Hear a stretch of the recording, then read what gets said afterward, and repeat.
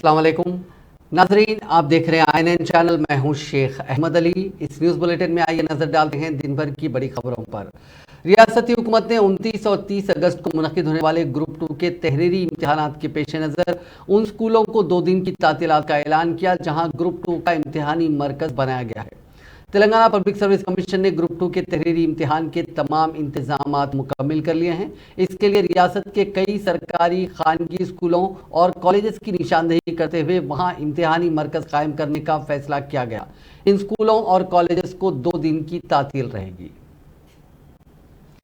Uniform civil code पर law commission ने 14 जून को नोटिस जारी करते हुए आम लोगों और तंजीमों से तजावीज़ मांगे थे। आज तजावीज़ देने की आखिरी तारीख है। अब तक कमीशन को 50 लाख से ज़्यादा तजावीज़ मिल चुके हैं। कमीशन का मानना है कि मुद्दा मुल्क के हर शहरी से जुड़ा है, ऐसे में कोई फैसला लेने से पहले उनकी राय जानना ज़रूरी है। UCC पर तजावीज़ देने की आखिरी तारीख 14 जुलाई तय की गई थी। दरअसल वज़ीर आज़म नरेंद्र मोदी ने 27 जून को मध्य प्रदेश में एक जलसे आम के दौरान यूनिफॉर्म सिविल कोड का मुद्दा उठाया था।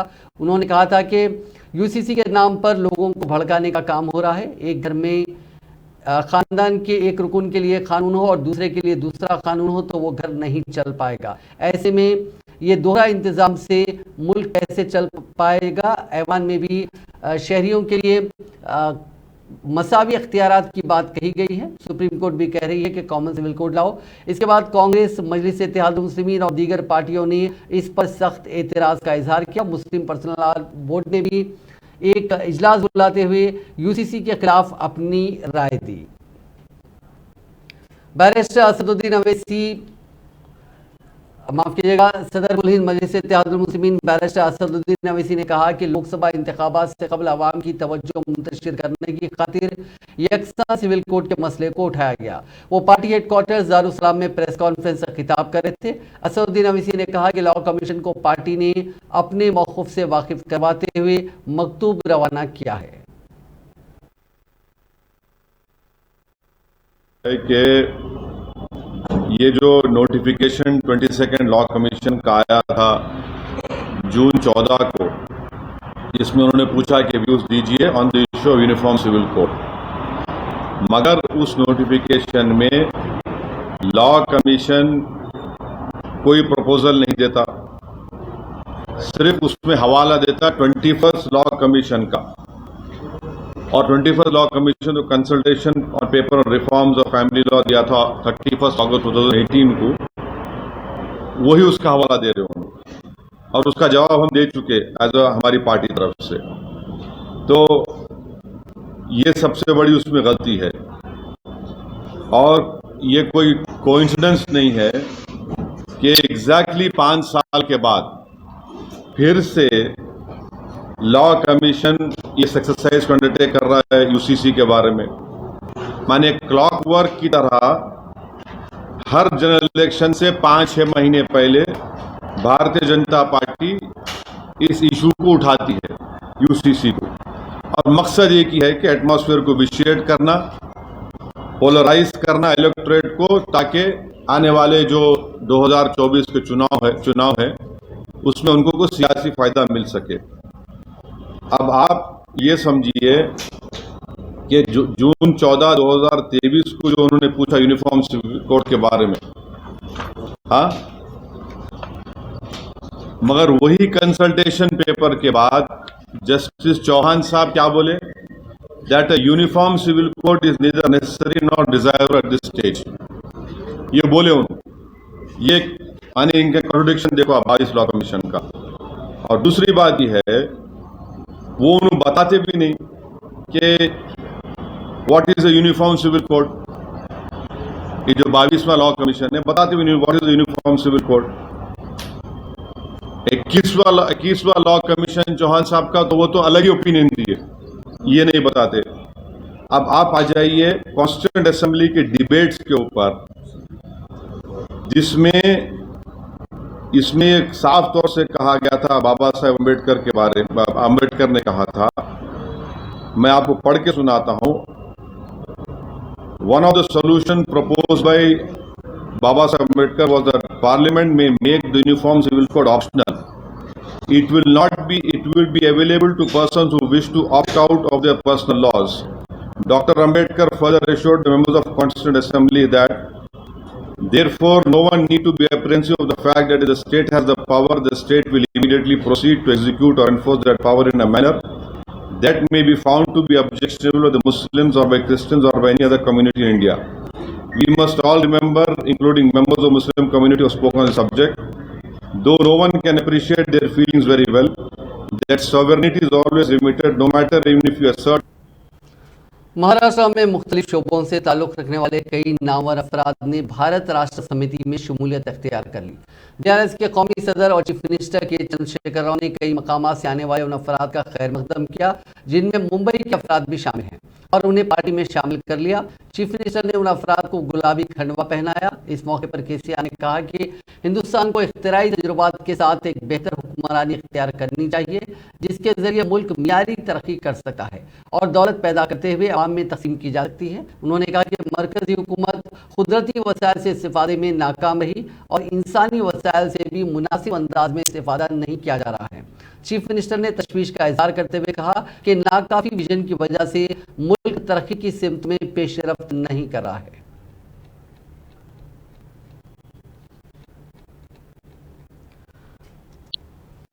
वजीर इंडस्ट्रीज केटी रामाराव ने आज डाइफुकू इंट्रा लॉजिस्टिक्स इंडिया और निकोमैक टाइकिशा क्लीन रूम्स प्राइवेट लिमिटेड के नए फैक्ट्रीज का चंदन वैली में संगे बुनियाद रखा। डाइफुकू दुनिया की ऑटोमेटेड मटेरियल हैंडलिंग की एक सर्विस प्रोवाइडर कंपनी है, जबकि टाइकिशा जापान की 110 साल पुरानी इंजीनियरिंग कंपनी है। उन्होंने डाइफुको और टाइकिशा के इंतज़ामिया से तेलंगाना में इन्वेस्टमेंट करने पर शुक्रिया अदा किया। उन्होंने कहा कि दोनों कंपनियां मजमूई तौर पर 575 करोड़ रुपए का सरमाया तेलंगाना में लगाएंगी, जिससे 1600 से 2000 रास तौर पर ये नौकरियां निकलेंगी। साथ ही करीब 4000 लोगों को बिलरास तौर पर जॉब मिलेगा। उन्होंने कहा कि तेलंगाना में बहुत बड़ी बड़ी कंपनियां अपना सरमाया लेकर आ रही हैं क्योंकि रियासत बहुत तेजी के साथ तरक्की कर रहा है। Not now, but in fact, for a very long time, each and every time I visited Japan, I've come back with admiration, respect, and a lot of learnings. ప్రతిసారి జపాన్కి వెళ్ళిన ప్రతిసారి ఎన్నో కొత్త అంశాలు నేర్చుకునే దానికి మనకు కనబడుతూ ఉంటాయి. బాగా నచ్చిన అంశం ఏంటంటే, మీకు అందరికీ అర్థం కావాలని తెలుగులో మాట్లాడుతున్నాను. What I really admire about Japan is the fact that this is a country that has almost negligible natural resources. You know, this is a country which is 12.7 crore people. It's a massive, about 127 million people, and very limited natural resources. It is very, very limited in terms of inhabitable area, you know, because the natural terrain is very inhospitable for human habitation. There are tsunamis, there are earthquakes, there are many challenges which nature has imposed on Japan. And let us also remember that Japan was the only country on the planet which actually had to endure a nuclear attack in Hiroshima and Nagasaki. But the way they bounced back from that, despite not having natural resources, despite not having Delhi शराब scam में BRS रुकन council कविता के खिलाफ साबिक में इल्जाम आयद करने वाले माशी मुजरिम सुकेश चंद्रशेखर ने ताज़ा तौर पर रियासती गवर्नर डॉक्टर तमिलिसाई सौंदरराजन को एक मकतूब रवाना करते हुए इल्ज़ाम लगाया कि बीआरएस रुकन काउंसिल कविता के साथ साथ उनके भाई व वजीर तारक रामाराव के करीबी अफराद से उन्हें धमकी आमेज फ़ोन कॉल मौसूल हो रहे हैं। धमकी आमेज फ़ोन कॉल्स के जरिए उन्हें इस बात पर दबाव डाला जा रहा है कि वो साबिक में कविता के खिलाफ आयद इल्ज़ामात से दस्तबरदार हो जाएं। बसूरत दीगर संगीन नताइज बरामद होने का भी इंतबाह दिया। अपने मकतूब में सुकेश, जो दिल्ली शराब स्कैम का एक मुलजिम भी है, उसने कहा कि धमकियां देने वाले नामालूम अफराद ने उन्हें इस बात का भी पेशकश किया कि अगर वो उनकी बात सुनते हैं तो ऐसी सूरत में उन्हें शमशाबाद के करीब कीमती अराजी और 100 करोड़ रुपए नकद रकम और असेंबली इंतखाबात में पार्टी टिकट भी दिया जाएगा। उन्होंने इल्ज़ाम लगाया कि गुज़िश्ता 2 दिनों से उनके अरकान ख़ानदान को फ़ोन के जरिए कविता और तारक रामाराव के करीबी अफराद इस तरह का दबाव डाल रहे हैं। उन्होंने अपने मकतूब में गवर्नर से दरखास्त की कि वो उन्हें इंतखाबात से कब्ल बीआरएस कायदीन के हकीकी चेहरे को अवाम में आश्कार करने के लिए फौरी तौर पर इस मामले की सीबीआई तहकीकात की हिदायत दें। इसी दौरान वजीर बल्दी नज़्म नस्क KT रामाराव ने सुकेश चंद्रशेखर की जानिब से लगाए गए इल्जामात पर अपने शदीद रद्दअमल का इजहार किया। ट्विटर पर एक पोस्ट जारी करते हुए KTR ने कहा कि एक धोखेबाज मुजरिम सुकेश नामी शख्स ने उनके खिलाफ मज़हका खैज इल्जामात आयद किए हैं। सुकेश के इल्जामात का उन्हें मीडिया के जरिए इल्म हुआ। सुकेश कौन है वो नहीं जानते। KTR ने वाज़ेह किया कि सुकेश के बेबुनियाद इल्जामात के खिलाफ वो कानूनी कार्रवाई करेंगे। उन्होंने कहा कि इस तरह के बेबुनियाद इल्जामात नशर करने या शाया करने से कबल मीडिया को भी एहतियात से काम लेना चाहिए। रियासती वजीर तलसानी श्रीनिवास यादव ने जुमे को कहा कि तेलंगाना के किसान चीफ मिनिस्टर चंद्रशेखर राव के साथ हैं और वो कांग्रेस पार्टी की झूठी बातों में नहीं आएंगे। हल्के असेंबली सरतनगर के बंसीलाल पेट में मुख्तलिफ कामों का संग बुनियाद रखने के बाद मुनक़दा तकरीब को मुखातिब करते हुए श्रीनिवास यादव ने कहा कि रियासत तेलंगाना की तश्कील के बाद रियासत में 24 घंटे बरखी सरबराह की जा रही है और बीआरएस हुकूमत मुल्क में एक ऐसी वाहिद हुकूमत है जो किसानों को रैतु बंधु, फसल इंश्योरेंस, बीज और खाद सरबराह कर रही है। उन्होंने कांग्रेस लीडर के उस बयान की भी मजम्मत की जिसमें कहा गया कि रियासत में ज़राई शोबे के लिए 3 घंटे बरखी की सरबराही काफ़ी है। वज़ीर महमूद कुबला-ईश्वर ने कहा है कि रियासती हुकूमत की जानिब से मुतारिफ कराई गई दलित बंधु स्कीम को शफाफ तरीके से नाफिज किया जा रहा है। उन्होंने कहा कि जिला कलेक्टर्स को इस स्कीम के लिए इस्तेफादा कुनिंदगान के इंतखाब की जिम्मेदारी सौंपी गई है और इंतखाब के अमल में बेकायदगियों के इल्जामात में कोई सदाकत नहीं है। ईश्वर ने कहा कि इस्तेफादा कुनिंदगान का इंतखाब चीफ मिनिस्टर चंद्रशेखर राव की हिदायत के मुताबिक किया जाएगा और मुताल्लिका जिले वज़रा और जिला कलेक्टर्स के साथ मुशावरत के बाद फैसला किया जाएगा। उन्होंने कहा कि स्कीम के दूसरे मरहले के हिस्से के तौर पर रियासती हुकूमत की तरफ से मख्तस करदा 17,000 करोड़ रुपए में से 850 करोड़ रुपए दस्तयाब हैं। तेलंगाना कानून साज काउंसिल के स्पीकर पोचाराम श्रीनिवास रेड्डी ने PCC सदर रेवंत रेड्डी को चंद्रबाबू नायडू का एजेंट करार दिया। किसानों को 24 घंटों के बजाय सिर्फ 3 घंटे बरखी सरबराही की वकालत करने पर रेवंत रेड्डी को उन्होंने शदीद तनकीद का निशाना बनाया। उन्होंने कहा कि रेवंत रेड्डी के उस बयान से वाज़ेह हो गया कि कांग्रेस पार्टी किसानों के बारे में क्या सोच सकती है। उन्होंने कहा कि मुफ्त बरखी की सरबराही की मुखालिफत में रेवंत रेड्डी की जानिब से दिए गए बयान की वो शदीद मजम्मत करते हैं। अपने हल्के बांसवाड़ा में वाक़ क़यामगाह पर मीडिया से बात करते हुए श्रीनिवास रेड्डी ने रेवंत रेड्डी को ज़राअत और किसानों के बारे में कोई इल्म नहीं होने की बात कही। उन्होंने कहा कि कांग्रेस पार्टी इब्तिदा से ही किसानों की मुखालिफ रही है।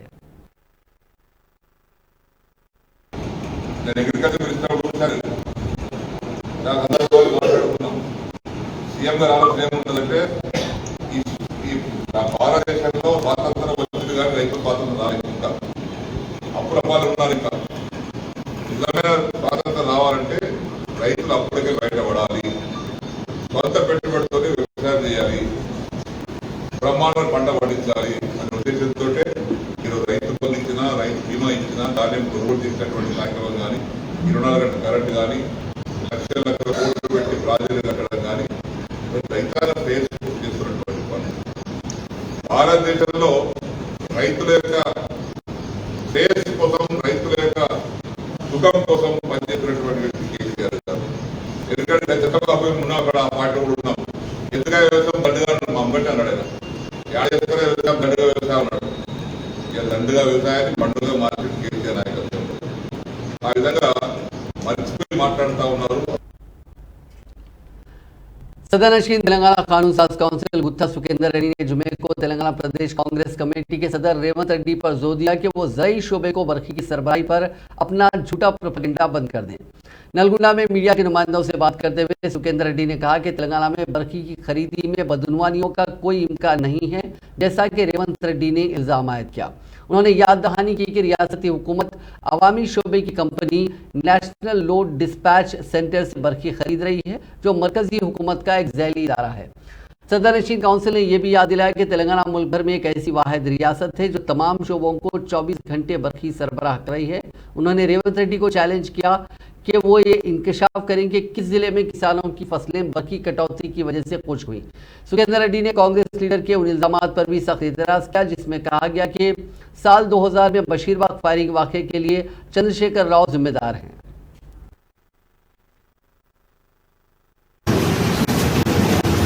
అయితే ఈనాడు రేవంత్ రెడ్డి గారి స్టేట్మెంట్, కేసీఆర్ గారే చంద్రబాబు నాయుడుతో కరెంట్ ఛార్జీలు పెంచిందని, బషీర్ బాబు కాలువలకు కారణమని, ఇంత దుష్ప్రచారం, ఇంత అసత్య ప్రచారం, అది ఎవరు నమ్మలేంది, ఎవరు వినలేంది, చూడలేనటువంటి రాజకీయాల్లో ఎప్పుడు కూడా దుర్మార్గమైన ప్రచారాలతో మేము ఏదో సాధిస్తామనుకుంటే పొరపాటు. వాస్తవాలు ప్రజలకు తెలుసు. నేను ఒక్కటే అడుగుతున్నాను, 24 గంటల, 12 గంటల, 9 గంటల, ఈ 9 సంవత్సరాల కాలంలో విభజన సమయంలో అసలు కరెంటే ఉండదు తెలంగాణ అని చెప్పినటువంటి కాంగ్రెస్ నాయకులు, ఆ పార్టీకి నాటి పిసిసి అధ్యక్షుడు, ఈ 9 సంవత్సరాల కాలంలో 1 ఎకరం పంట ఎక్కడైనా వెళ్ళిపోయిందా?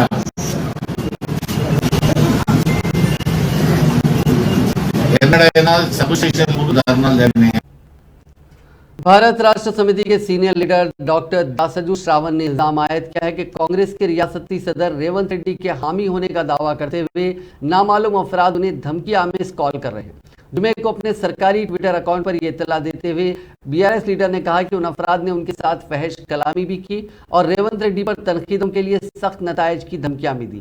हत्ता कि ये भी कहा गया कि वो कांग्रेस लीडर के खिलाफ इजहार ख्याल जारी रखते हैं तो उन्हें खत्म कर दिया जाएगा। बीआरएस लीडर ने कहा कि यह इंतहाई बदबख्ताना बात है कि रेवंत रेड्डी तेलंगाना में गुंडागर्दी की सियासत की हिम्मत अफजाई कर रहे हैं।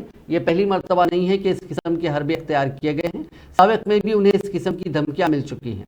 श्रावण ने मजीद कहा कि वो साइबर क्राइम पुलिस से रस्मी शिकायत दर्ज करवाएंगे और तहकीकात की ख्वाहिश करेंगे।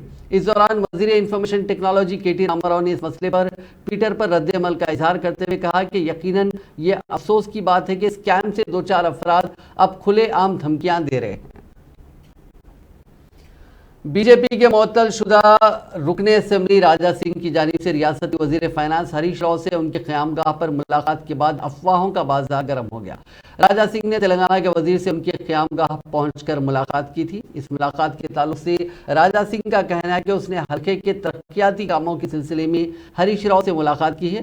राजा सिंह ने कहा कि उनकी मुलाकात के बाद ये अफवाहों का बाजार गर्म हो गया कि वो बीआरएस में शामिल हो रहा है, लेकिन ये बात गलत है। కొన్ని మీడియా వాళ్ళు ఒక న్యూస్ నడుపుతున్నారు, రాజా సింగ్ వెళ్తున్నారా బీఆర్ఎస్ పార్టీలో అని. కానీ నేను ఎక్కడ కూడా వెళ్ళను. ఇవాళ హరీష్ రావు గారు హెల్త్ మినిస్టర్ గారితోని వాళ్ళ హౌస్లో నేను కలిసిన, వాళ్ళ ఇంటికి పోయి కలిసిన. సబ్జెక్ట్ ఏంటంటే 2014 నుంచి ఎప్పుడు నేను ఎమ్మెల్యే అయినా కదా అప్పటి నుంచి కంటిన్యూగా నా దుల్పేట్ గురించి నేను రేజ్ చేస్తున్నా కొన్ని సబ్జెక్టు. దుల్పేట్ రిహాబిలిటేషన్ కానీ డెవలప్మెంట్ కానీ, అదేవిధంగా దుల్పేట్లో ఒక గవర్నమెంట్ హాస్పిటల్ ఉంది, అది దాదాపు 3 to 4 బెడ్ హాస్పిటల్. నేను హరీష్ రావు గారికైనా ముందు ఉన్న మినిస్టర్ వాళ్ళు కూడా నేను రిక్వెస్ట్ చేస్తున్నా, అయ్యా మా దుల్పేట పైన కొద్ది దృష్టి. वजारत जल शक्ति की टेक्निकल एडवाइजरी कमेटी ने जुमे को कदम लिफ्ट इरिगेशन स्कीम और मुदिगुंटा वागो प्रोजेक्ट्स को क्लियरेंस दे दिए हैं। सेक्रेटरी वजारत आबी वसाइल पंकज कुमार की जेर सदारत दिल्ली में मुनक़िदा एक इजलास में ये मंजूरियाँ दी गई हैं। कबलसीन तेलंगाना के महकमे आबपाशी के special chief secretary Rajat Kumar की जेर क़यादत एक रियासती टीम ने दोनों प्रोजेक्ट्स पर प्रेजेंटेशन दिया था। Kadam lift irrigation scheme 138 crore 45 lakh रुपए के मसारिफ से तामीर की जाएगी। जिले मंचिरियाल के मौजू गुडम में दरियाए गोदावरी से 3 TMC पानी हासिल करने के मकसद के तहत ये प्रोजेक्ट तामीर किया जाएगा। जिले मुल्क में वागू प्रोजेक्ट की तामीर से 2047 TMC पानी से इस्तेफादे का मंसूबा है। साबिका हुकूमत आंध्र प्रदेश ने इस प्रोजेक्ट को 2005 में इंतजामी मंजूरी दी थी, लेकिन महकमा जंगलात के अराजियात के उसूल में नाकामी की वजह से ये प्रोजेक्ट शुरू नहीं किया जा सका और अब हुकूमत तेलंगाना ने नजरसानी शुदा इंतजामी मंजूरी दी है, जिस पर 527 करोड़ 66 लाख रुपए का खर्च आएगा। कहते हैं कि उम्र एक नंबर है और लोगों को अपनी उम्र का लिहाज किए बगैर ज़िंदगी को बहुत खुशहाली से जीना चाहिए। ऐसा ही नमूना कांग्रेस के सीनियर कायद हनुमंत राव को देखकर नजर आता है। हनुमंत राव 75 बरस के हैं, वो बहुत सीनियर कायद हैं, साबिक MP रह चुके हैं, PCC के सदर भी रह चुके हैं। आज एक प्रोग्राम गांधी भवन के करीब में मुनक्किद हो रहा था, उस वक्त हनुमंत राव ने खवातीन के साथ मिलकर डांस किया। उनका ये वीडियो सोशल मीडिया पर काफी वायरल हो रहा है।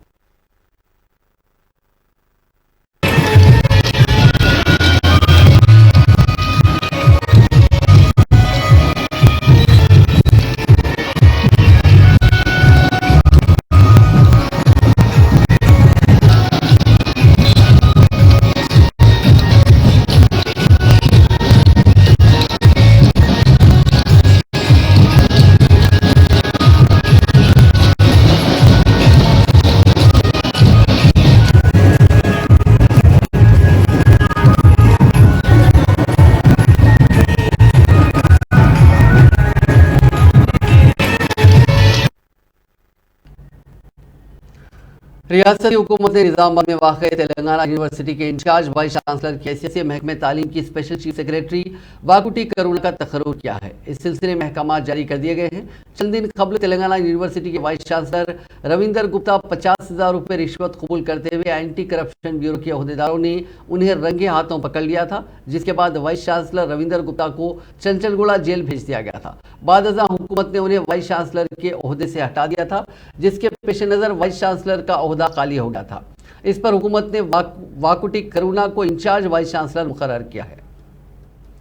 रियासती हुकूमत ने तालीमी साल 2023-24 के लिए कॉन्ट्रैक्ट गेस्ट लेक्चरर्स के तकर्रुरात का फैसला किया है। इस सिलसिले में महकमा फाइनेंस ने इजाज़त देते हुए GO 1145 जारी किया। नए तालीमी साल का आगाज होकर 1 माह का अरसा हो गया है। इसके बावजूद रियासत के कई सरकारी कॉलेज में लेक्चरर्स ना होने की वजह से तलबा को काफ़ी मुश्किलात का सामना करना पड़ा। इसके पेश नज़र हुकूमत ने जूनियर कॉलेज में तदरीसी और गैर तदरीसी स्टाफ मजमूई तौर पर 2225 ये अफराद होंगे। इन्हें कॉन्ट्रैक्ट और गेस्ट लेक्चरर्स की हैसियत से तकर्रुर करने की इजाज़त दी है, जिनमें 1654 guest lecturers, 449 contract lecturers, 3 minimum time skill lecturers, 97 part time based employees outsourcing मुलाजिमिन शामिल हैं। इन तमाम को 1 अप्रैल 2023 से 31 मार्च 2024 तक खिदमात फराहम करने का मौका दिया गया है।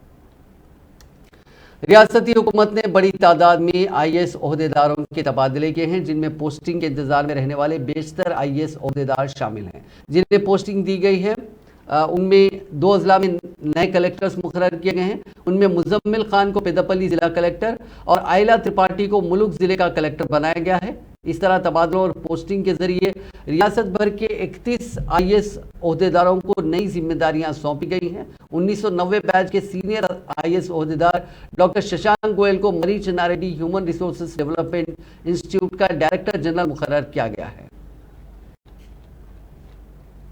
तेलुगु एकेडमी गैर तेलुगु अफराद बिलखुसूस मुख्तलिफ सरकारी महकमों में खिदमत अंजाम देने वालों के लिए बाकायदा तेलुगु टीचिंग कोर्स मुनक्किद कर रही है।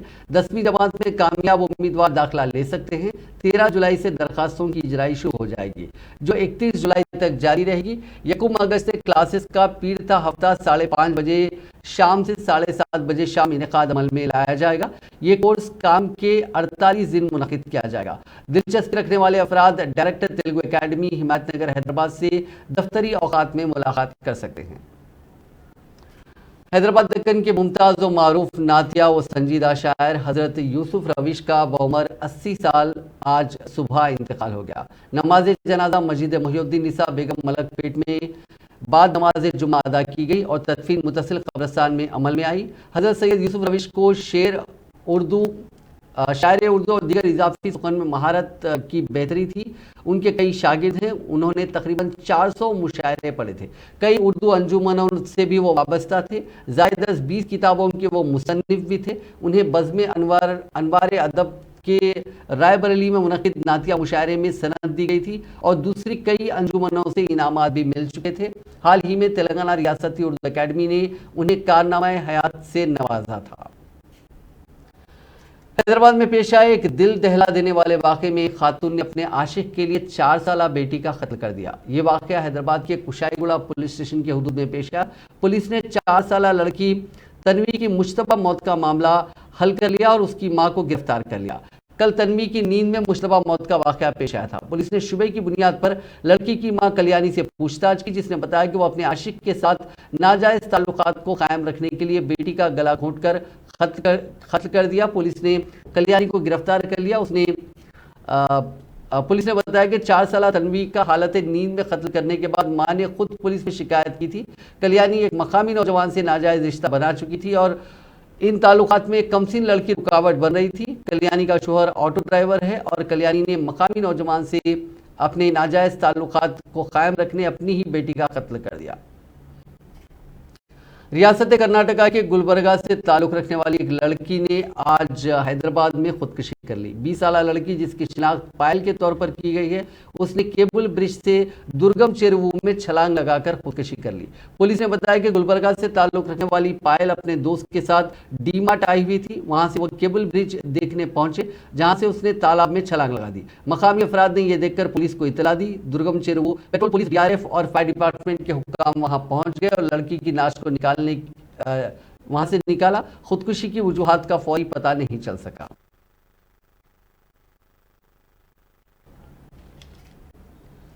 हबीबनगर के इलाके मुल्लापल्ली में शाहीन नामी एक खातून ने फांसी लेकर खुदकुशी कर ली। तफसीलात के मुताबिक हबीबनगर की रहने वाली शाहीन की शादी 23 साल पहले वहीं के रहने वाले हरीनाथ नामी शख्स के साथ हुई थी। शाहीन और हरीनाथ ने लव मैरिज की थी।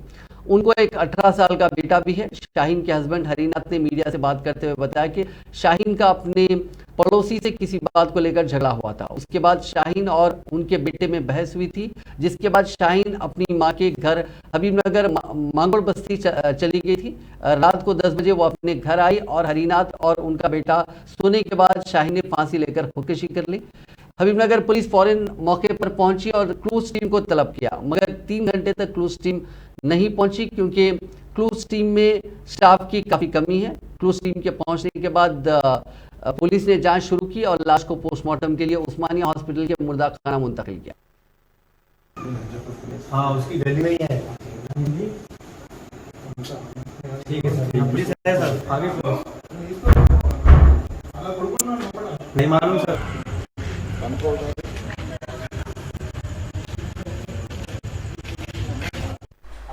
मेरा नाम हरीनाथ है, मेरी बीवी का नाम शाहीन है, मेरा बेटा है 18 साल का, हमारी शादी के 24-23 साल के ऊपर का। और बोलते सो मेरी बीवी बाजूगाल से लड़े हो गए, बस उनके अम्मा के घर को गए। मेरा बच्चा पकड़ के लेके आया और चांद बोल तो दोनों फिर अम्मा बेटे खिरखिरी कर लेके चले गए। जाके उनकी बहन कहने आ जा, तुम वहीं सो जाओ, तुम ना चले गए। बोले तो मेरा बच्चा मैं सो गए। फिर उन्होंने आए, खाना खाए क्या तुमने? तो हमने खा लिए। बोले तो ठीक है, मेरी तुम खा लिया ना, सो जाओ। बोले तो ठीक है, कपड़े धोते बोल के बालकनी में गए होंगे।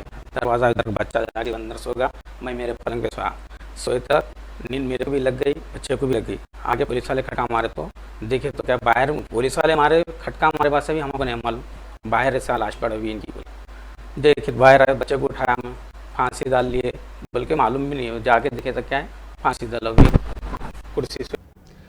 जगतियाल जिले के कोरटला टाउन से ताल्लुक रखने वाला एक हिंदू नौजवान जे अशोक ने अपने व्हाट्सएप स्टेटस पर हिजरा अस्वद के ताल्लुक से गलत बयानी की और गुस्ताखाना रिमार्क्स करते हुए एक तस्वीर पोस्ट की। इसके अलावा उसने मनासी के हज के ताल्लुक से भी गलत बयानी करते हुए तस्वीर के साथ एक पोस्ट अपने स्टेटस पर रखा, जिसकी इत्तला मिलने पर कोरटला टाउन के रहीमपुरा से ताल्लुक रखने वाले सहाफ़ी अनवर सिद्दीकी ने पुलिस स्टेशन पहुंचकर शिकायत की। उन्होंने अशोक के व्हाट्सएप स्टेटस के स्क्रीनशॉट की नकल को भी अपनी तहरीर शिकायत में मुंसलिक किया, जिस पर कोरटला पुलिस स्टेशन के SI ई किरण कुमार ने जुमेरात की रात 11 बजे मुसलमानों के जज्बात को ठेस पहुंचाने के इल्जाम में अशोक के खिलाफ मुख्तलिफ दफात के तहत मुकदमा दर्ज करते हुए तहकीकात का आगाज कर दिया। इस वाक़े के मंजर आम पर आने के बाद मकामी मुसलमानों ने अशोक के खिलाफ सख्त कार्रवाई करने का मुतालबा किया।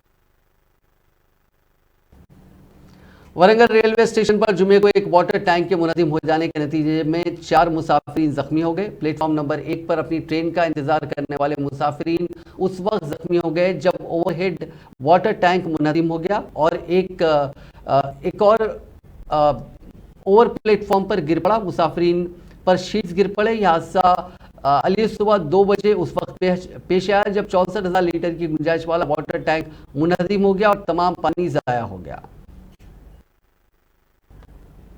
नाज़रीन, इस न्यूज़ बुलेटिन में बस इतना ही। आप देखते रहिए INN चैनल।